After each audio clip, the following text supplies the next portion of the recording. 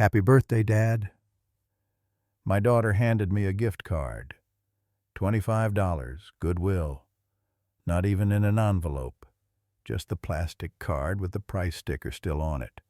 $24.99, marked down from nothing. I looked at it. Looked at her. She was checking her phone. Didn't even watch me open it. I smiled. Set the card on the kitchen table, right next to the envelope I'd prepared that morning. Thanks, sweetheart. I got you something too. Before we continue, please subscribe to the channel and write in the comments what time it is where you are now. Her name's Amanda. My only child. 32 years old. Lives in the apartment above my detached garage. Has for 4 years now. Rent-free. The card sat there between us on my kitchen table. The one I'd built from oak 30 years ago. Same table where I'd helped her with calculus homework. Where Martha and I had celebrated our 35th anniversary 2 months before the cancer took her. Amanda barely looked up from her phone. "You're not going to open yours?" I asked. She glanced at the envelope. "Oh, yeah, in a minute. Ethan's texting about dinner plans." Ethan, her boyfriend, 28 years old, hasn't worked in 6 months, lives upstairs with her. Also rent-free. I waited. She kept scrolling. Amanda. "What?" Still didn't look up. "Open the envelope." "Dad, I will. Just give me a second." I'd turned 73 that morning. Woke up in the house Martha and I bought in 1978. Made coffee for one, same as every morning for the past 3 years. The silence had stopped bothering me. Mostly. I'd gotten one phone call. My brother in Florida. Talked for maybe 5 minutes before his wife needed him for something. Amanda came down around 11. Let herself in through the back door. Didn't knock. "Hey, Dad. Happy birthday." No hug. She was wearing sweatpants. Hair in a messy bun. Looked like she'd just woken up. "Thanks, honey. Sorry I didn't have time to wrap it." She'd tossed the gift card on the counter. "But I figured you could use it. You're always saying you need new shirts." I looked down at my shirt. Button-down flannel. 10 years old, maybe. Clean. Pressed. I iron my own shirts. Have since Martha died. "Goodwill," she'd added, like I couldn't read. "They've got good stuff if you look." I'd nodded, smiled. "That's thoughtful. Yeah, well, money's tight, you know. Money's tight." I'd stood there holding the $25 gift card. To Goodwill.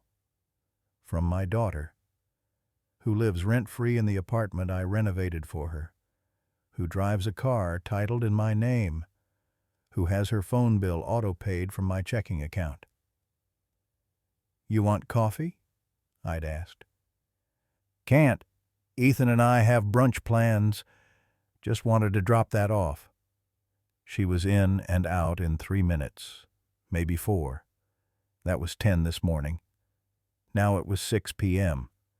She'd come back because I'd texted her, asked if she could stop by, said I had something for her birthday. Her birthday was in March 6 months ago, but she'd come anyway. Probably figured I had money for her. "Amanda, the envelope." She sighed, set down her phone, picked up the envelope like it weighed something. "What is it?"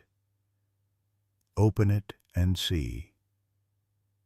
She tore it open, not carefully, just ripped the end, pulled out the papers. I watched her face, watched the confusion come first, then recognition, then anger. What the fuck is this? Language. Dad, this is... She looked up at me. This is an eviction notice. 30-day notice to vacate. Standard for month-to-month tenancy. I don't have a month-to-month tenancy. I live here. You live in my apartment, rent-free, on an informal arrangement I'm now terminating. Her face went red. Are you serious? Very. You're evicting me? On your birthday? You gave me a gift card to Goodwill on my birthday. Still had the price tag on it. So yes, I'm evicting you on my birthday. That's not... She stood up fast. Chair scraped against the floor. You're doing this because of a gift card? I'm doing this because it's time. Time for what? Time for you to leave. She stared at me, mouth open.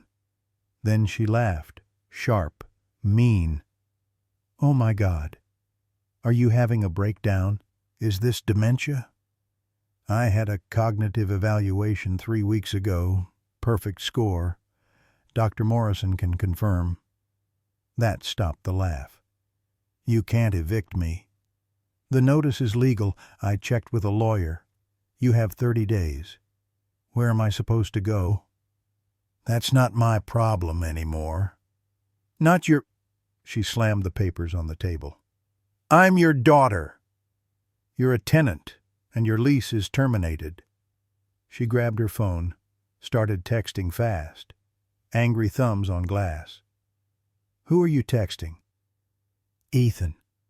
We need to figure this out. Ethan needs to figure out his own housing. The notice includes all occupants. You can't kick Ethan out. He doesn't even have a job right now. I know. She looked up. You're a fucking asshole. I didn't respond to that. She texted for another minute, then looked back at me. This is about money, isn't it? Partly. How much do you want? I don't want money, Amanda. Then what? You want me to grovel?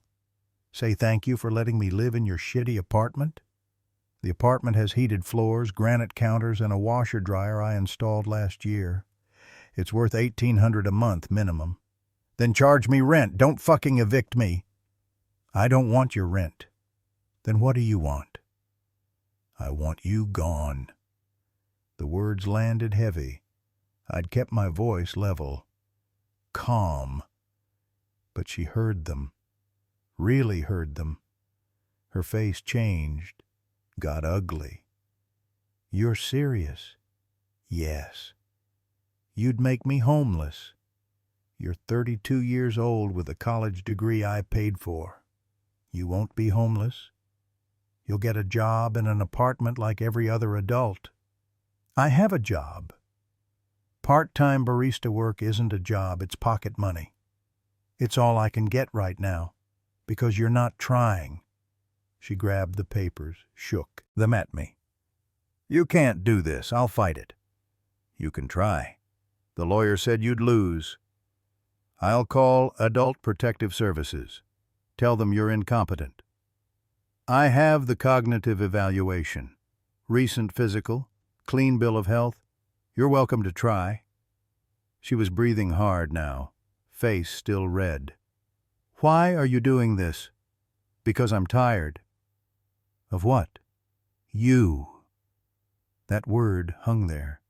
She blinked. What? I'm tired of you, Amanda. Tired of supporting you. Tired of being treated like an ATM with a heartbeat. Tired of being ignored except when you need something. That's not... When's the last time you called me? Not texted.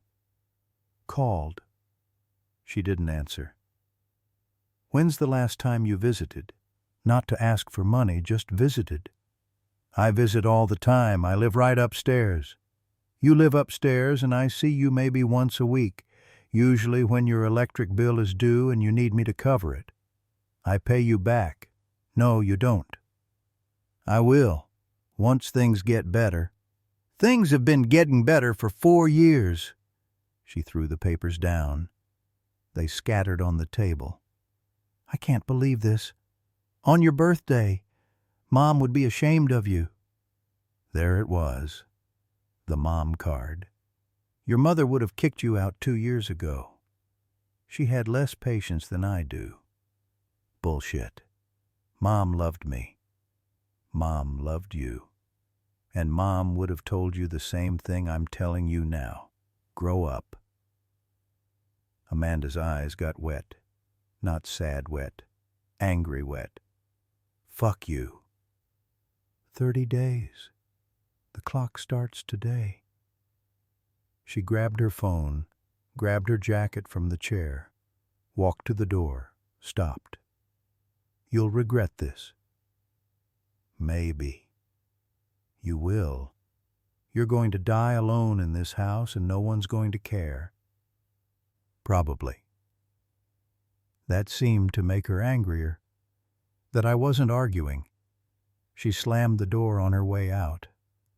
I sat there, listened to her stomp up the stairs to the apartment, heard the door slam up there too, then silence.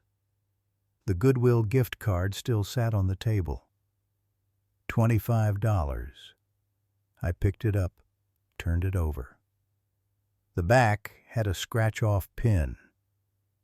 She hadn't even scratched it off before giving it to me. I set it down, looked at the eviction papers scattered across the oak table. My hands were steady. That surprised me. I'd expected to feel something. Guilt, maybe. Regret. Something. Instead, I felt relief.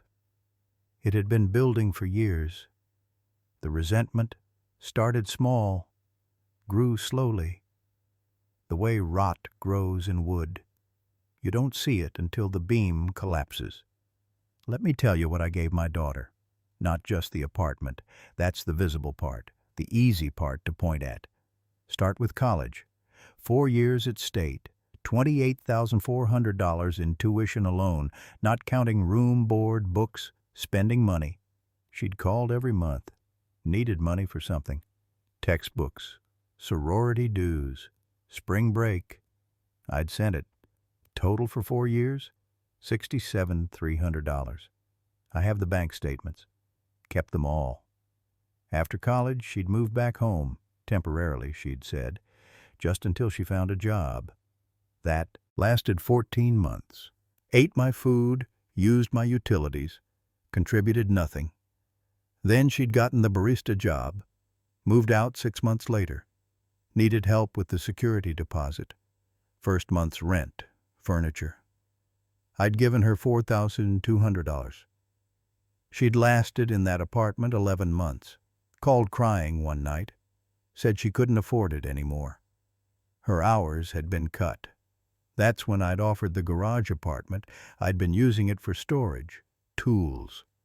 Martha's things I hadn't been able to sort yet. I'd spent 3 months renovating, did most of the work myself, paid contractors for the plumbing and electrical, new appliances, fresh paint, furniture from the house that Martha had picked out. Cost me $31,800 in materials and labor.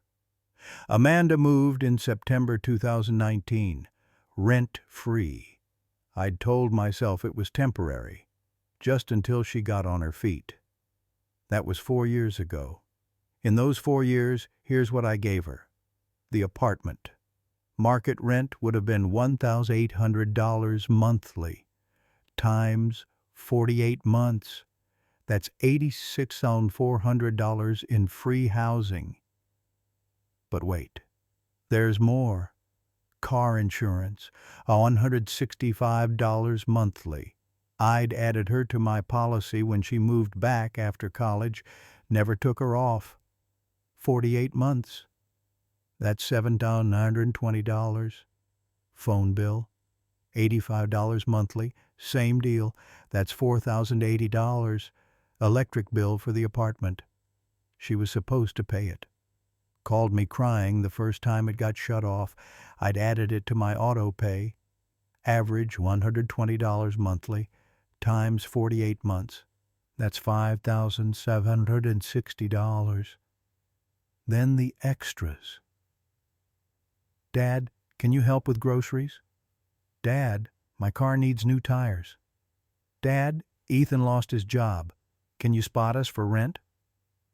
She didn't pay rent, but she'd asked for rent money anyway. $1,400. Never saw it back. Dad, I need to get my tooth fixed. Dental work. $2,200.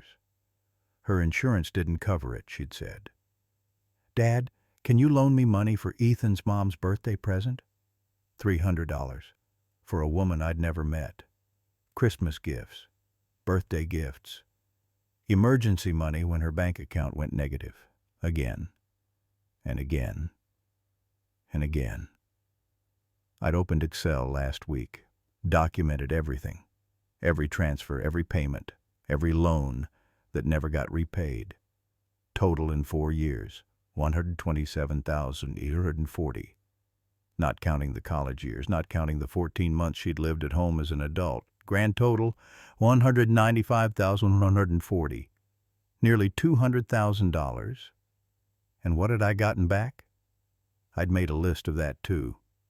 Physical visits, maybe once a week on average, usually lasted 15 minutes. She'd come in, grab something from the fridge, complain about work, leave. Actual conversations. Rare. She was always on her phone, always distracted, always had somewhere else to be. Holidays, she'd show up, late, stay for dinner, leave early. Last Thanksgiving, she'd been there for 90 minutes. Spent 60 of them on her phone. Christmas, similar. Showed up at 3, stayed until 5. Said she and Ethan had plans with his friends. My birthday last year. She'd texted happy birthday at 11 p.m., said she'd been busy. Father's Day. Forgot it completely. Remembered 3 days later, sent a GIF on Facebook. Phone calls, only when she needed something. I'd gone back through my call log, 14 months. Every single call from Amanda was followed by a Venmo request within 24 hours.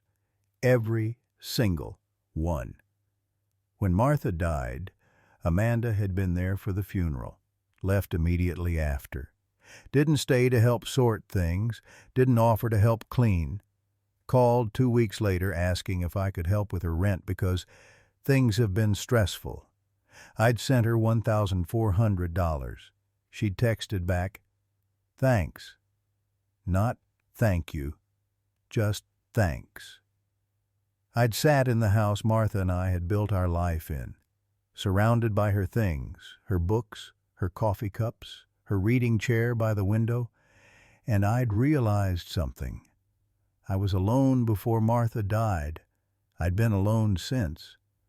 Amanda didn't keep me company. She didn't call to check in. She didn't visit because she cared. She visited because I was useful. An ATM that occasionally needed maintenance. A software update in the form of small talk. A polite, how are you, before the real question. Can you help me with something?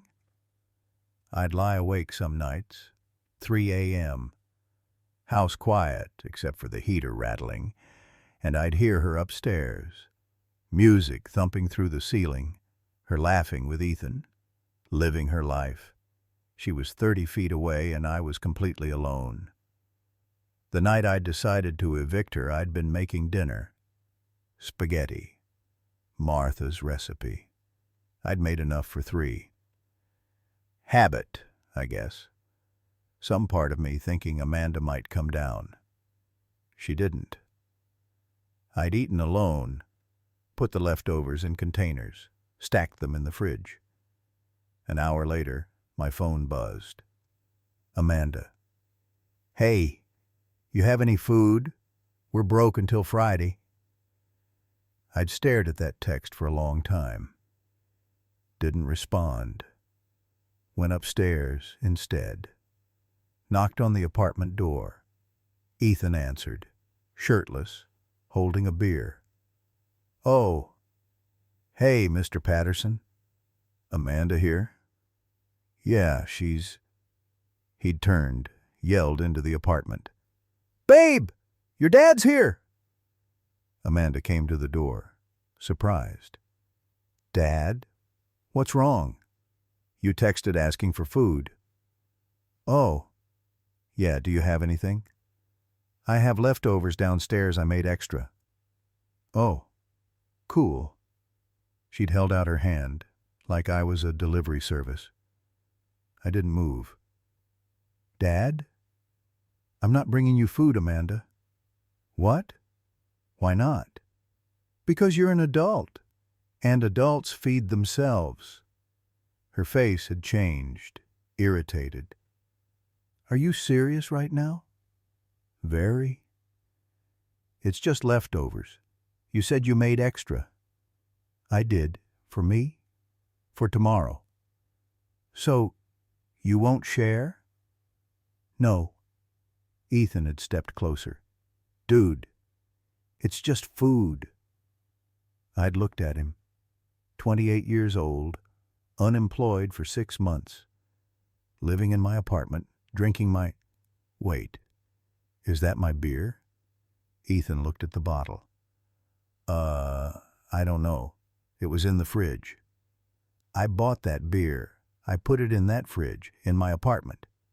I mean, Amanda lives here, so get out. What? I'd looked at Amanda. Both of you.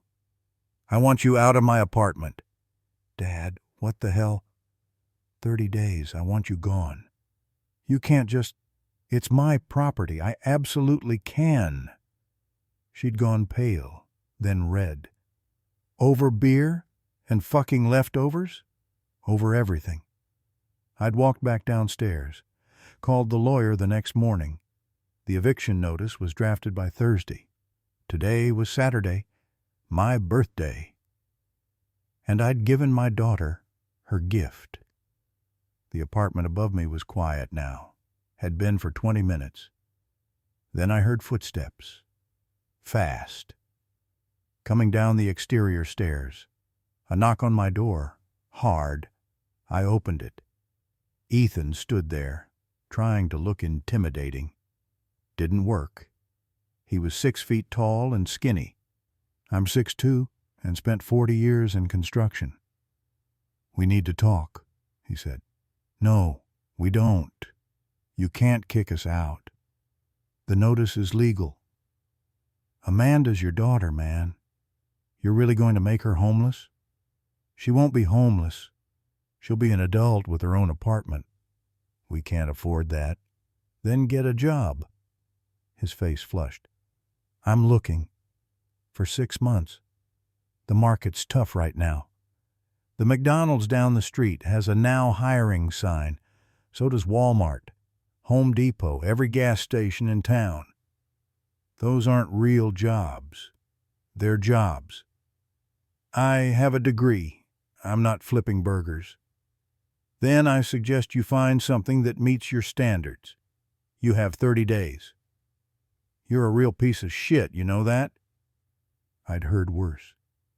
30 days, Ethan." I closed the door, locked it. He pounded on it. "We're not leaving." I didn't answer. He pounded again. "Amanda's calling a lawyer.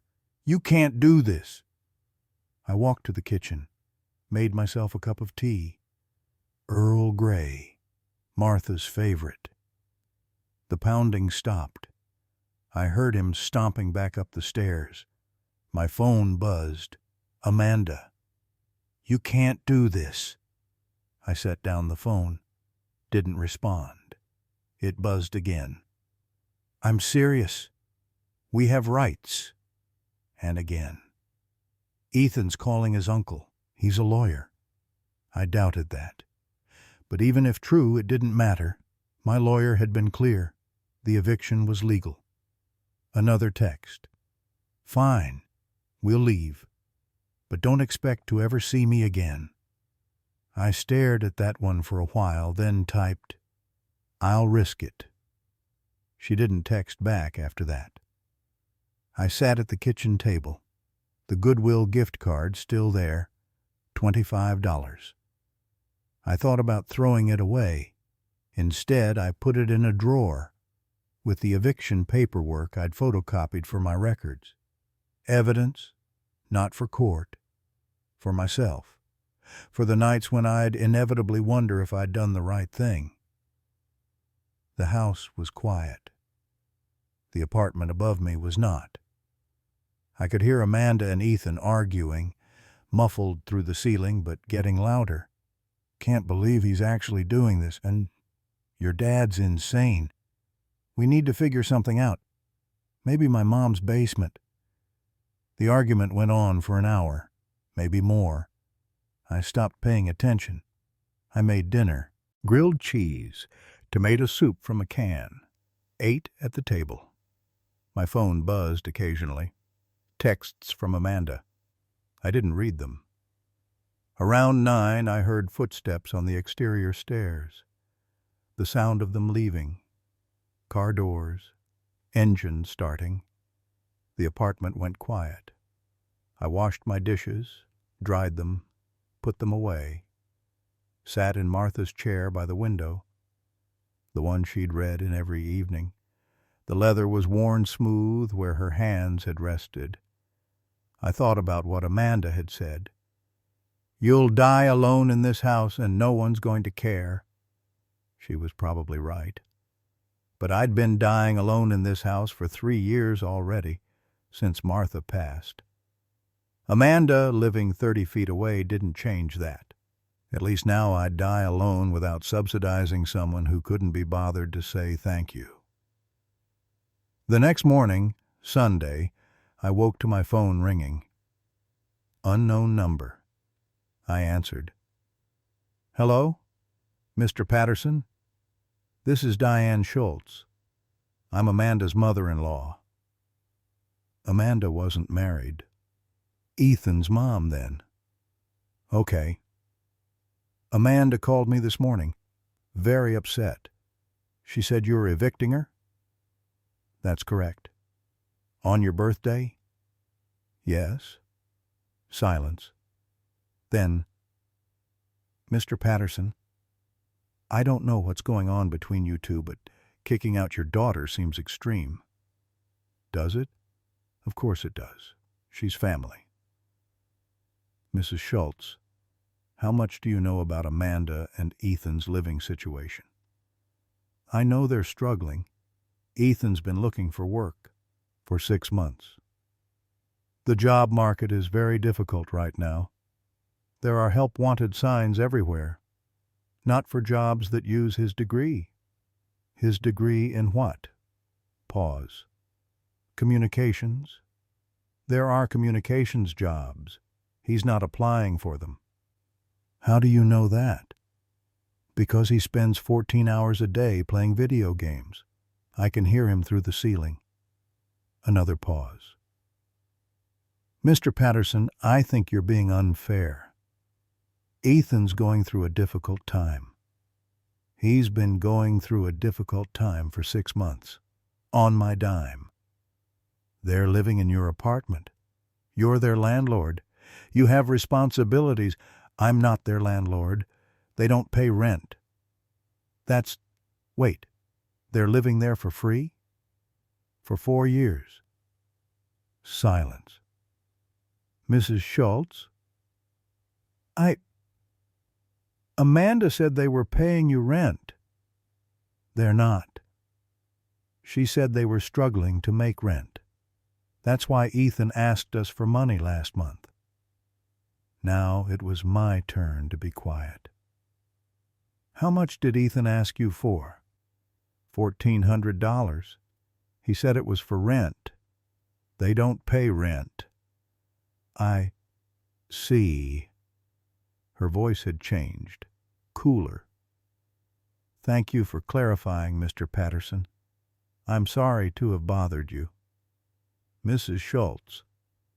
She'd hung up. I sat there holding the phone. So Ethan had been scamming his own mother, telling her they paid rent, collecting rent money from her while living in my apartment for free. I wondered how long that had been going on. I wondered if Amanda knew. An hour later, my phone rang again. "Amanda," I answered. "What did you tell Diane?" "The truth. She's freaking out. She called Ethan screaming." "About the rent money?"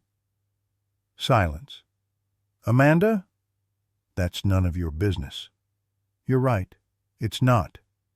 It's between Ethan and his mother. She's threatening to cut him off." "Good. Dad." "He's been lying to her. She has a right to know." "You didn't have to tell her." "She called me, asked about the eviction. I answered her questions honestly." "You're ruining everything." "I'm not ruining anything. You and Ethan did that yourselves. We're going to be homeless because of you. You're going to be adults because of me." She hung up. I made breakfast, eggs and toast, sat at the table. Quiet. The apartment above stayed quiet all day. They didn't come home until late. I heard them around 11, arguing again. The next few days followed a pattern. Amanda would text, angry messages about how cruel I was, how unreasonable, how heartless. I didn't respond. She'd call, leave voicemails, crying sometimes, angry others. I didn't call back. On Wednesday, 6 days after I'd given her the notice, she showed up at my door. Different strategy this time. Calm, composed. "Dad, can we talk?" "About?"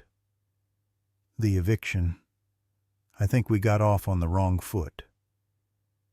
"There's no foot to get off on. The notice stands. Just hear me out, please." I should have said no. Closed the door. But she was using her reasonable voice, the one she used to use before everything went wrong. I let her in. She sat at the kitchen table, folded her hands, looked at me with wet eyes. "I'm sorry about the gift card. That was thoughtless. I should have gotten you something better." I didn't respond. "And I'm sorry I haven't been around more. I know you're lonely since Mom died." "Amanda, let me finish. Please." She took a breath. "I've been selfish. I can see that now. I took advantage of your generosity. I should have been paying rent. I should have been more grateful." She looked sincere, sounded sincere. "I want to make this right," she continued. "I'll start paying rent, whatever you think is fair. And I'll be better about visiting. I promise." I looked at her, really looked. Saw her mother's eyes, her mother's face. But Martha wouldn't have done this, wouldn't have waited until the eviction notice to offer basic decency. "Amanda, do you love me?" She blinked. "What? Do you love me? Your father. Do you love me?" "Of course I do. You're my dad." "When's my birthday?" "What? When's my birthday? What date?" She hesitated. "It's Saturday." "What date?" "I don't. It was last Saturday. She looked away. "The 12th?" "The 9th." "Right, the 9th. I knew that. What's my favorite color?" "Dad, what is this? What's my favorite color? What's my favorite food? What do I do on Sundays?" She stared at me. "Why are you asking me this?" "Because you don't know. You don't know anything about me. Because you don't care." "That's not true."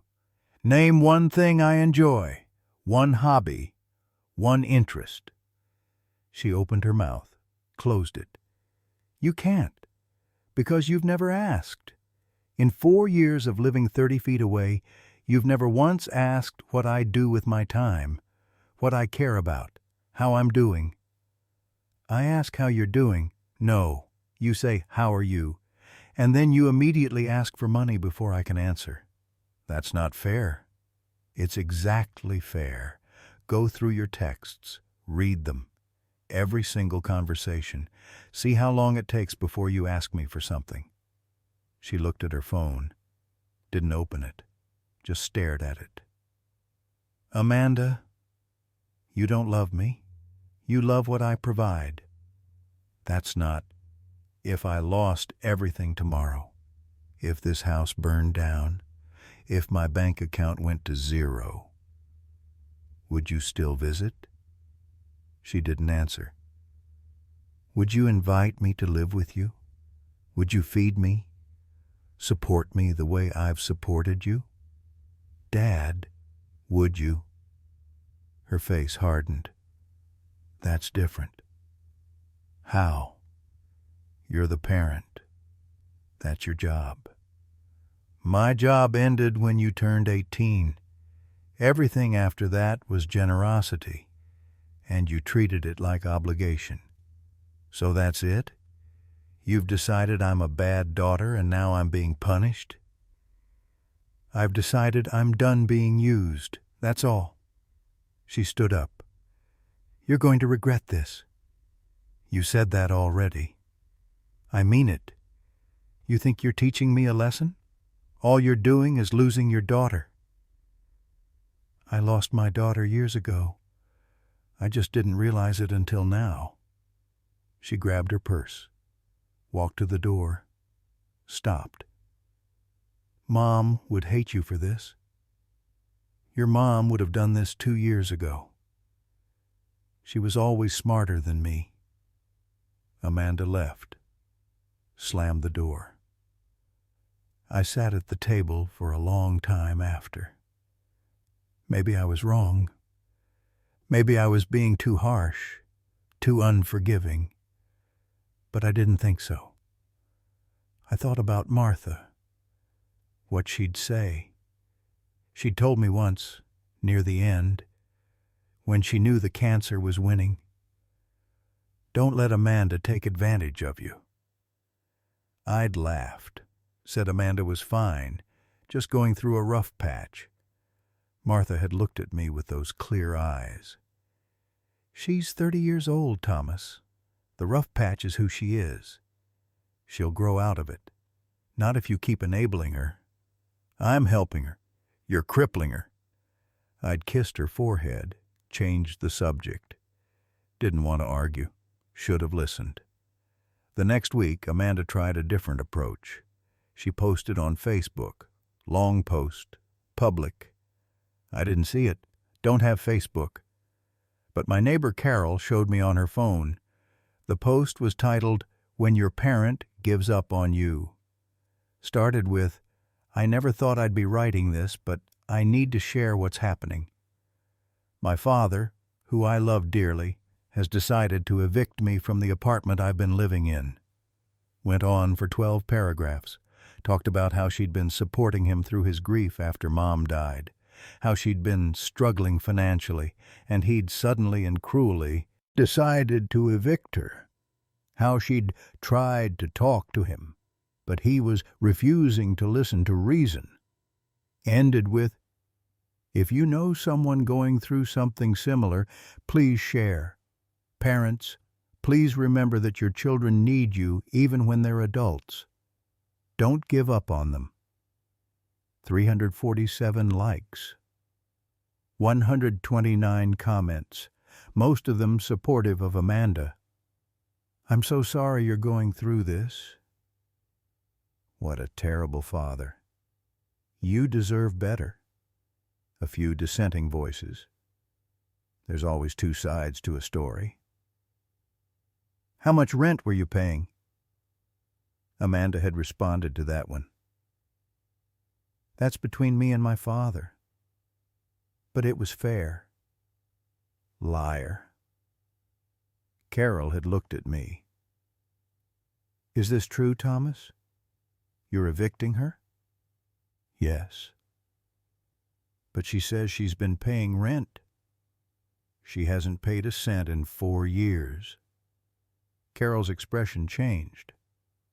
Oh. She's been living rent-free. I've covered her phone, insurance, electric, given her money whenever she asked. How much? I told her. The full amount. $140. Carol went pale. Jesus, Thomas. Yeah. And she gave you a gift card to Goodwill for your birthday? $25. Still had the price tag. Carol looked at her phone, at Amanda's post, at the 347 people who'd liked it. She's lying. Yes. People believe her. Yes. You should respond, tell the truth. No. Why not? Because the people who believe her don't know me. Their opinions don't matter. And the people who know me will ask questions, like you did. But she's making you look like a villain. Carol, I'm 73 years old. I don't care what strangers on Facebook think about me. She'd nodded, squeezed my hand. For what it's worth, I think you're doing the right thing. Thanks. But not everyone thought that. Over the next few days, I got calls. Distant cousins I hadn't spoken to in years, friends of Martha's, people from church. All of them had seen Amanda's post, most of them asking my side, some of them accusing. One woman from Martha's book club, Thomas Patterson, you should be ashamed of yourself. That poor girl needs her father and you're abandoning her. I'd hung up. Another call. Amanda's high school friend. Mr. Patterson, Amanda's really struggling. Can't you give her another chance? She's had 4 years of chances. But she's your daughter. Which is why this is between me and her, not you. I stopped answering the phone, let everything go to voicemail. The harassment continued for 3 days, then stopped. I found out why on Thursday. Carol came over, looked uncomfortable. Thomas, you need to see something. She showed me her phone. Different Facebook post. This one in a community group. Anonymous post. Does anyone know Thomas Patterson on Maple Street? Concerned about potential elder abuse. His daughter reports he's been acting erratically and making irrational financial decisions. May need wellness check. I read it twice. She's saying I'm incompetent. Looks like. She's trying to get APS called on me. What's APS? Adult Protective Services. If they think I'm mentally unfit, they can investigate, potentially start guardianship proceedings. Carol looked horrified. Can she do that? She can try. I called my lawyer, explained the situation. He was quiet for a moment, then, how quickly can you get to Dr. Morrison? Today, if needed. Good. Get a full cognitive evaluation. Document everything. I'll prepare a response if APS shows up. I called Dr. Morrison, explained what was happening. Come in at 3, she said. I'll make time. The evaluation took 90 minutes. Memory tests, problem solving, mental status exam, physical examination. Dr. Morrison reviewed the results. Thomas, you're sharper than most 50-year-olds I see. There's 0 indication of cognitive decline. Can you document that? Already am. I'll have a formal letter ready tomorrow. Thank you. For what it's worth, your daughter's behavior is appalling. You're doing the right thing. I'd heard that a lot lately. Started to believe it. The next morning, Friday, 2 weeks after I'd given Amanda the eviction notice, someone knocked on my door. I opened it. 2 people. Young woman with a clipboard. Older man with a county badge. Thomas Patterson? Yes. I'm Sarah Chen from Adult Protective Services. This is Deputy Morrison. We received a report of concern. May we come in? I'd been expecting this. Of course. I let them in. Offered coffee. They declined. Sarah looked around, noted the clean house, organized kitchen, my neat appearance. Mr. Patterson, we received a report that you may be experiencing cognitive decline and making irrational financial decisions. I'm not. We need to assess that ourselves. Is that all right? Absolutely. I handed her the envelope from Dr. Morrison. My doctor evaluated me yesterday. Full cognitive assessment. You'll find I'm perfectly competent. She opened it. Read. Her expression shifted. This is very thorough. I anticipated this visit. I see. She looked at her partner. Back to me. Mr. Patterson, can you tell us about the situation with your daughter? I told them. Everything. The 4 years rent-free, the $140, the Goodwill gift card, the eviction notice. Sarah took notes, didn't interrupt. When I finished, she said, "Do you have documentation of the financial support?" I handed her the folder I'd prepared. Bank statements, receipts, the spreadsheet. She reviewed it, took her time, finally looked up. Mr. Patterson, I want to be very clear. There is no indication of elder abuse or exploitation here. If anything, the pattern suggests the opposite. Financial exploitation of me by my daughter? Yes. I'm not pressing charges. You could. I know, but I won't. I just want her out of my property. That's your right. The eviction notice is legal. You have every right to reclaim your property. She stood, extended her hand. I'm sorry you're going through this, and I'm sorry we had to investigate. The report we received painted a very different picture. My daughter's version of events. Yes. She handed me a card. If you need anything, call me. I'll be noting in my report that this case is unfounded and appears to be a retaliatory false report. What does that mean for Amanda? False reports to APS can result in penalties. I'll be referring this for follow-up. They left. I sat down, hands shaking now. Not from fear, from rage. Amanda had tried to have me declared incompetent, had called the authorities, had attempted to have the state intervene in my life, because I'd evicted her, because I'd stopped being her ATM. I called my lawyer. They came. APS. They cleared me. Called it a false report. Good. Now we document this. Every attempt she makes to harass you, we document. If she continues, we explore a restraining order. She's my daughter, Thomas. She tried to have you declared incompetent. She's escalating. We need to protect you. He was right. That evening, Amanda came down, pounded on the door. I opened it. Didn't invite her in. APS came to see me, she said. Face flushed, angry. They said I filed a false report. You did. I was worried about you.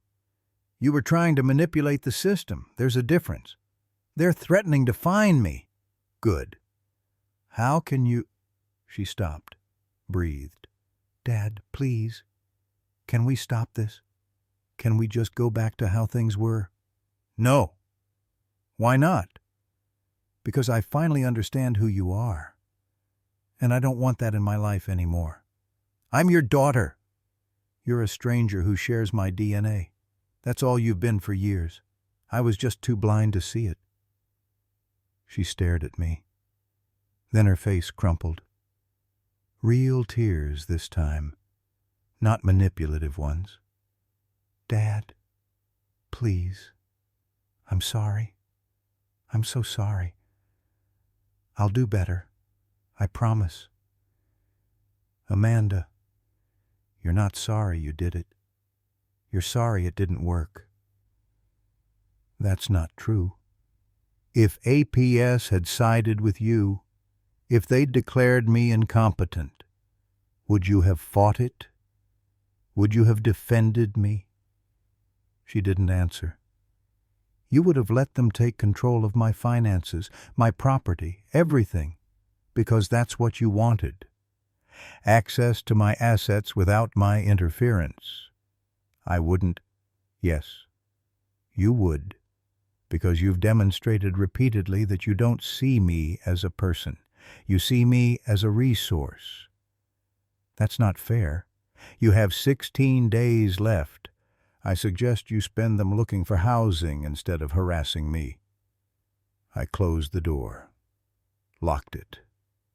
She stood there. I could hear her crying on the other side. Then footsteps. Going back upstairs. The next week was quiet. No texts, no calls, no visits. The apartment above me was occupied. I heard them moving around, but they didn't come down. I wondered if they were packing. On day 28, Wednesday, a moving truck appeared. I watched from the window. Amanda and Ethan loading boxes, furniture, bags. They worked for 3 hours. Amanda didn't knock on my door, didn't say goodbye, just loaded the truck and left. I went upstairs an hour later, let myself in with my key. The apartment was empty. Mostly. They'd left trash, food in the fridge, dishes in the sink, damage too, holes in the walls where they'd hung things, stains on the carpet. The granite counter had a crack I didn't remember. I took pictures, documented everything, called my lawyer. They're out.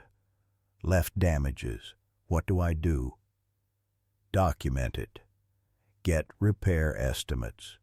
Sue for damages in small claims if you want. But Thomas, is it worth it? I looked around the apartment, at the mess they'd left. No, it's not worth it. Then let it go. Change the locks. Move on. He was right.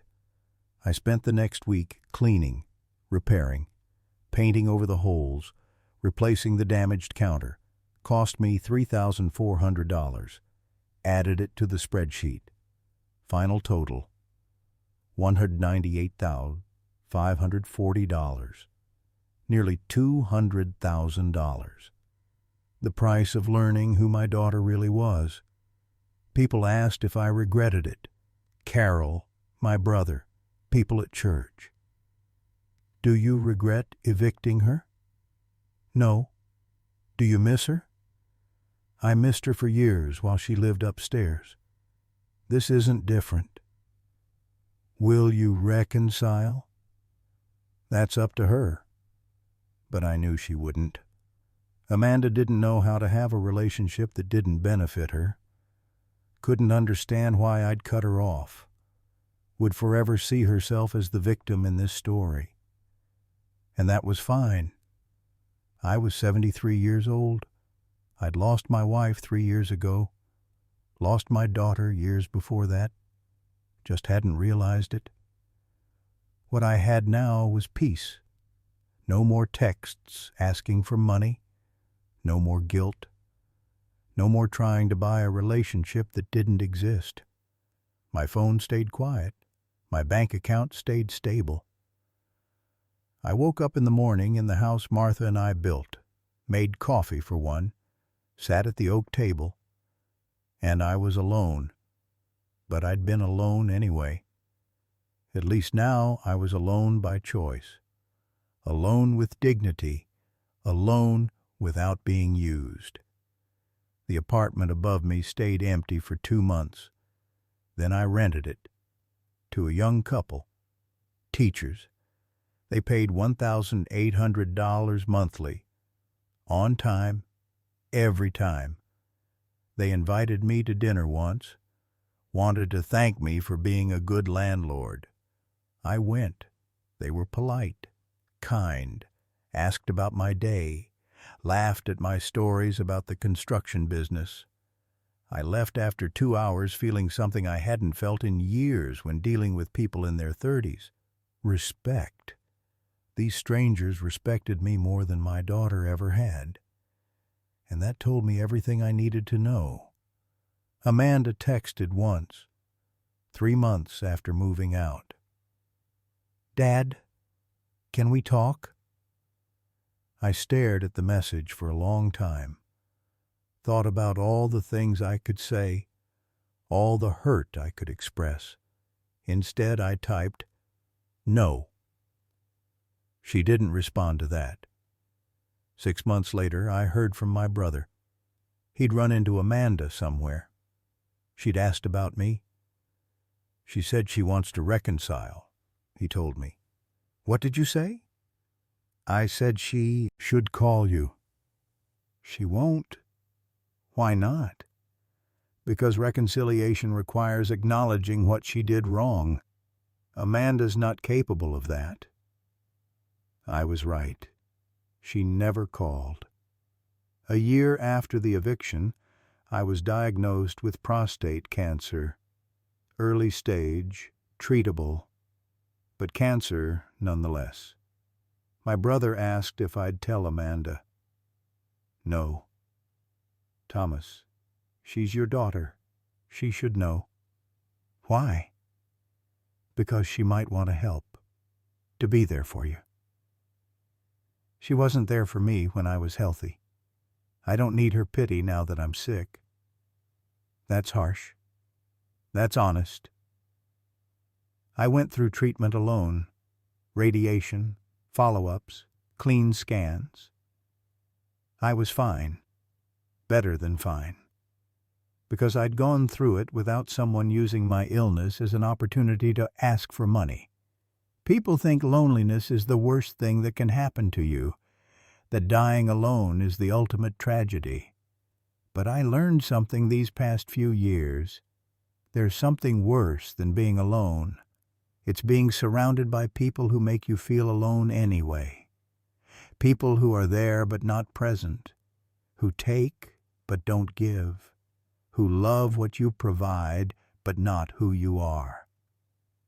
I'd rather be alone in my house with my memories and my peace than surrounded by people who only see me as useful. Amanda taught me that. The Goodwill gift card is still in my drawer. $25. I've never used it. I keep it as a reminder of the exact moment I understood my worth to my daughter. $25. Not even wrapped. And I'd given her nearly $200,000. The math doesn't work. It never did. But now at least I'm not pretending it does. I'm 74 now. The house is quiet. The apartment upstairs has good tenants who pay rent and say good morning when they see me. I have coffee with Carol once a week. Talk on the phone with my brother. Go to church on Sundays, have dinner with the pastor and his wife once a month. It's a small life, a quiet life, but it's mine, and nobody's taking from it anymore. That's worth more than $200,000. That's worth everything. If you liked this story, please like it, subscribe to the channel, and share your impressions in the comments. To listen to more stories, click on the window on the right. Thank you for being with us.